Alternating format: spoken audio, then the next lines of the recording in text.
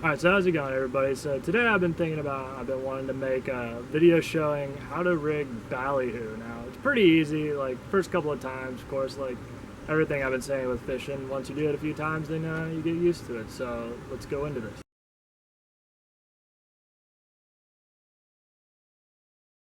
Alright, so I'm going to show you all the things you need, and start off with, of course, you need to rig Ballyhoo, you need Ballyhoo. These are a couple I caught down in the Keys, like, earlier last year, so, didn't freeze too well. You definitely want to get a lot better quality Ballyhoo than this, but for the purposes of this video, they shall work. Still a little frozen, but yeah, I like this kind of size Ballyhoo. This is what I guess would be considered small to medium.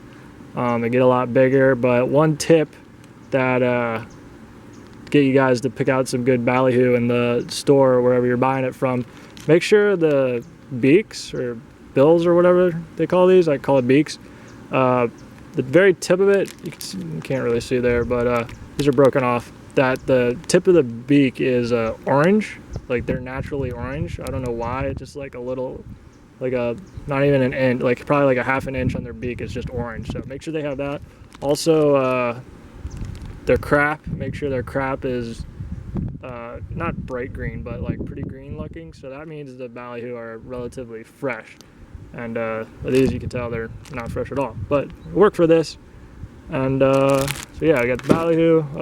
I like putting like skirts on them. This one's an Islander. I like these a lot. The color, I mean, whatever you're going after. Like this works good for dolphin.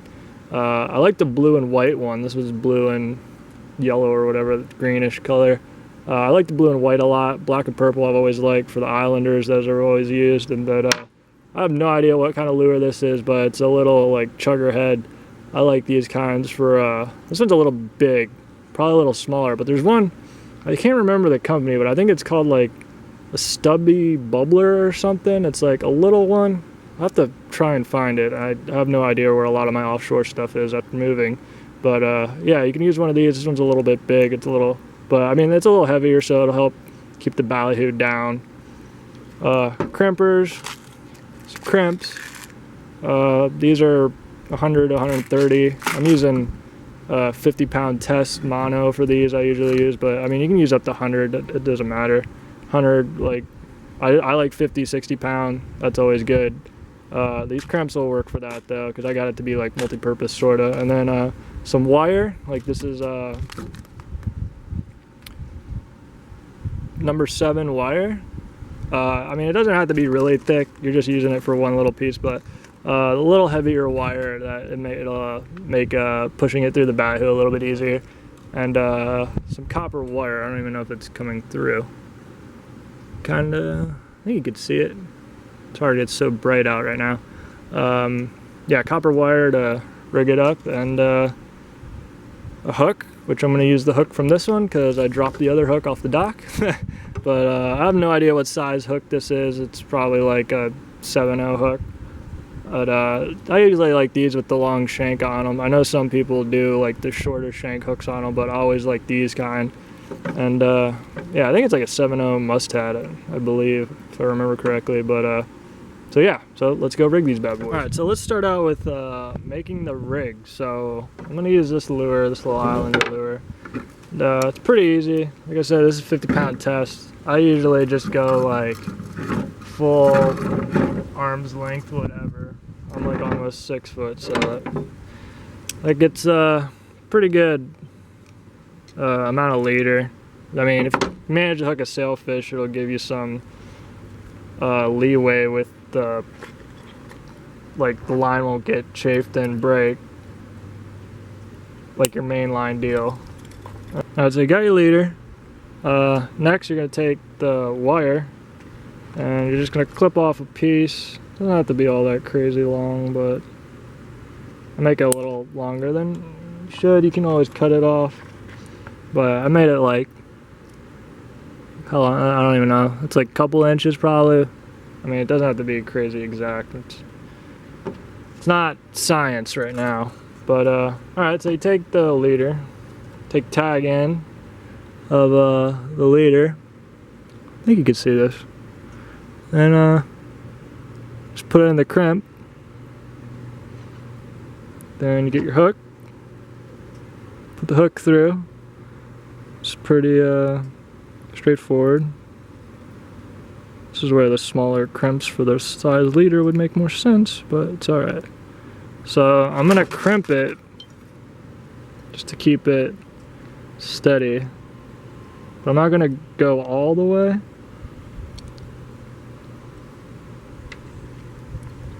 Okay, need to go a little. These are brand new crimpers, so you gotta figure out.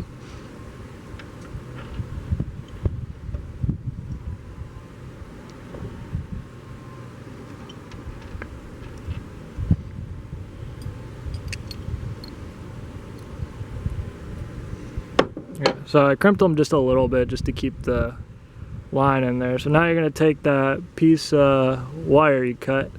You can see it, right? Yeah, it's like glare on the back of the camera screen, so I can't tell. So you're gonna take it, and you can see how the hook's hanging like this. You're gonna put the wire, and I'm gonna push it all the way through so it shows a little bit better. So it's like inside the crimp of the line with the line. You're gonna pull it back a little bit. And then it's kind of loose. I'm just gonna crimp it down now.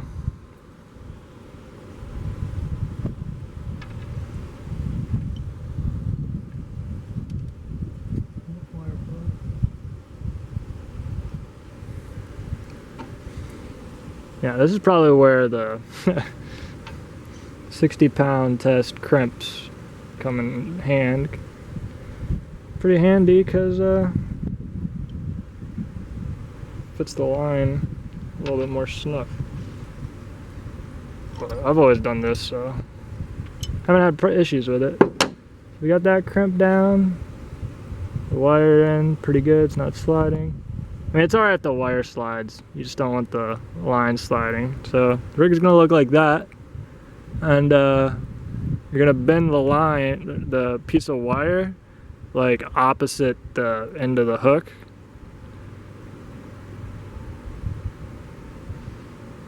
Kind of like that. So now it's sticking up at like a angle. I really hope it's coming out on the video because I can't see on the back of the screen. Like kind of like that. So pretty much you're gonna put the hook into the bait, and then you're gonna poke this up through the roof of through the bottom jaw and out the top jaw. And then you're going to wrap it up with the copper wire. Next, you're going to take copper wire. I always just put it on the loop. And it's not anything all that important, just kind of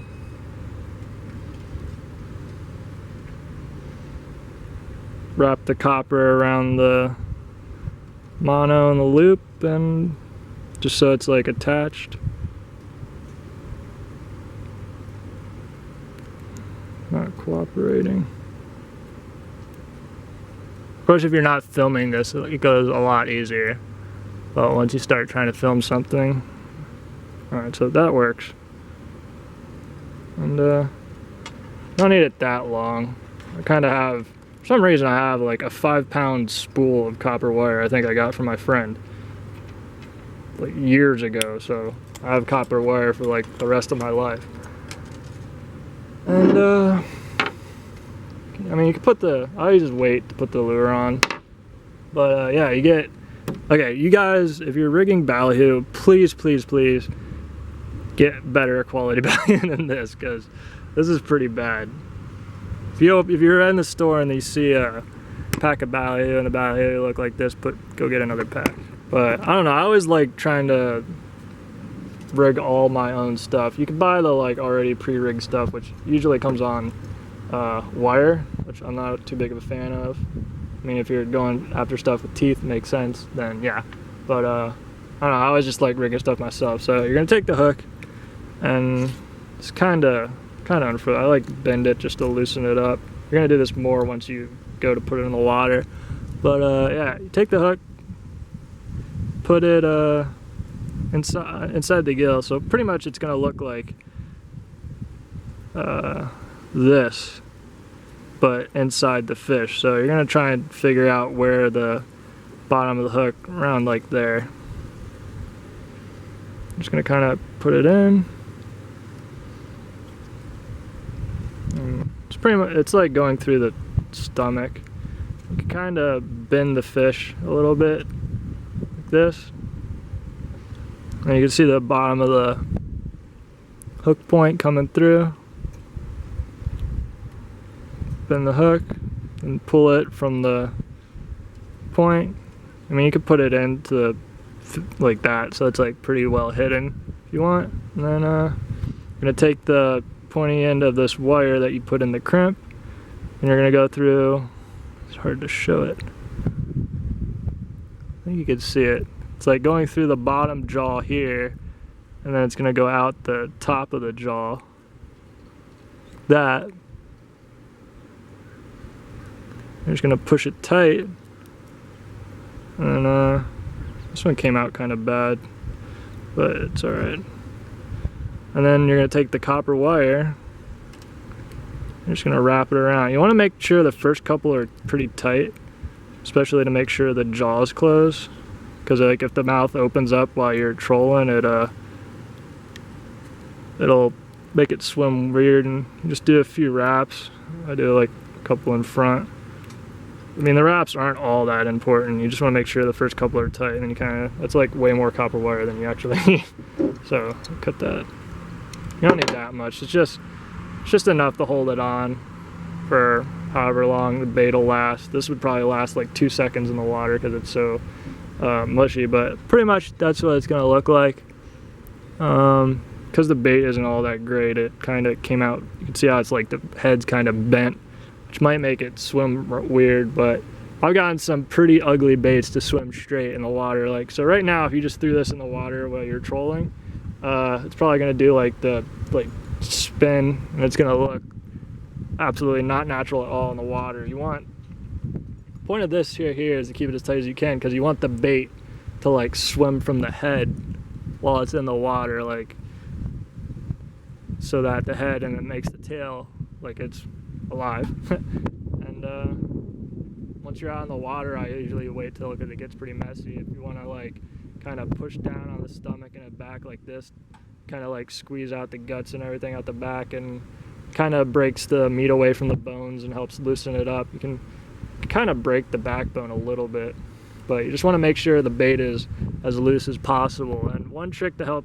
getting the bait swim right is sometimes it has to do with like the hook and this all being too tight. It already did it itself because the baits are pretty terrible quality. You take a knife and you just make a little cut here or in front of it usually, because you can see how like the baits or the skin's bunching up on the hook right there. You just cut in front of it a little bit, and that helps it loosen up. And yeah, you're just gonna have to mess with it when you're out there on the boat, because that's the only time you can see if it's going to be swimming correctly. And finish it off. You just take the lure, put the lure on the line, pull it down, and I usually break the bill off, beak off a little bit more. You don't really need all that much. It's just enough to wrap the copper around, and just pull it down, and it's gonna look like that. It's kind of hard to show it right here, but yeah, I got the Islander, and then you can crimp the end if you want. I usually just tie it, which I'm gonna be making a video after this showing all the fishing knots I use. I've been wanting to make that, but this I'll be showing this like more in depth. But the loop knot is pretty, I don't know what it's really called. You just make it like a circle. You just put the loop through the circle, pull it tight. The loop, so now that's finished, and you just put that on the snap swivel on the rod, and there you go. This is like the easiest way, and the pretty much only way I rig Ballyhoo. I could show another way with copper wire, but it's with like copper wire only, that you don't have to do it with the crimps, but I'm not really a big fan of that way. That's like a last resort if you're doing it on the fly in the boat, which I guess I'll show that.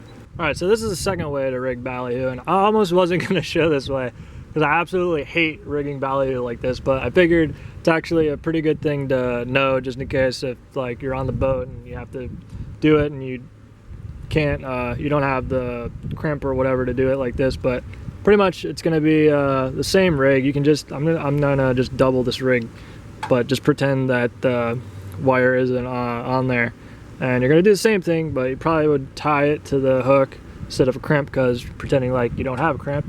And you still use the copper wire, but all you're gonna, I'm gonna cut this off actually, probably make it a little bit easier.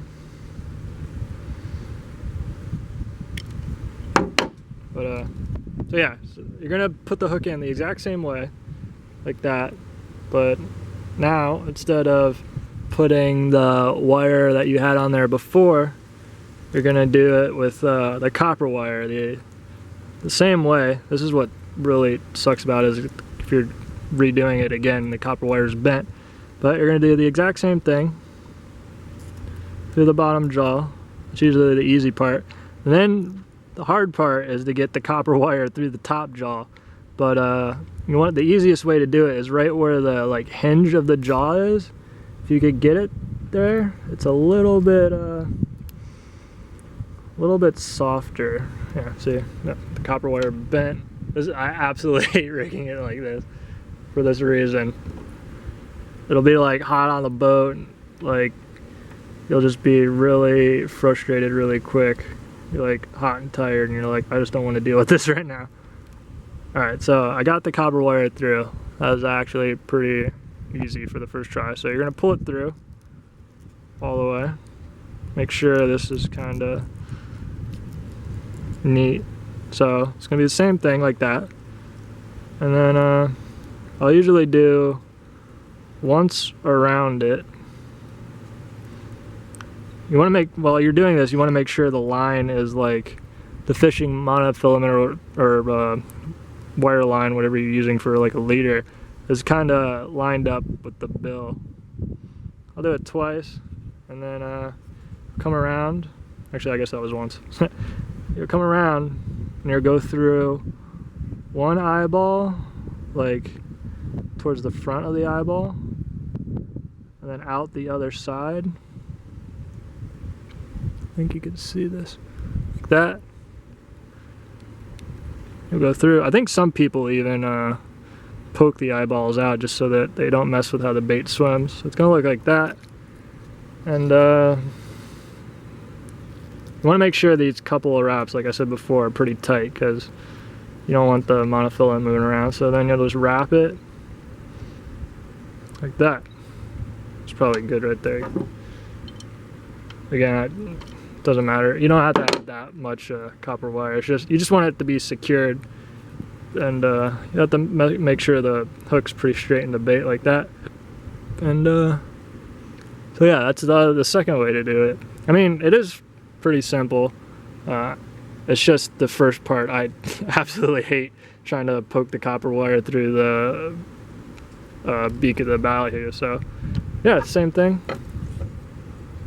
Does the exact same thing. Just personally I like the way with the wire leader to just poke it through, because the wire leader doesn't bend as easy as the copper, and it makes it 1,000 times easier. So yeah, that's how you rig ballyhoo. Yeah, that's how you rig a ballyhoo two different ways. I didn't want to show the other way, but yeah, that's a pretty good way to know if you're just having to do it on the spot in the boat. So if you have any questions about ballyhoo rigging, feel free to ask me in the comments. I have Twitter and Facebook links in the description if you want to hit those up and ask me there. It's a little bit easier. And yeah, let me know if any other kind of tutorial I'm trying to think of. I mean, that squid and like ballyhoo are pretty much the only two like bait rigging things I know about that are like sort of difficult to do. I need to learn how to do split tail mullet, but that'll be another time. And yeah, hopefully you guys enjoyed, and hopefully that helps you out. Thanks for watching.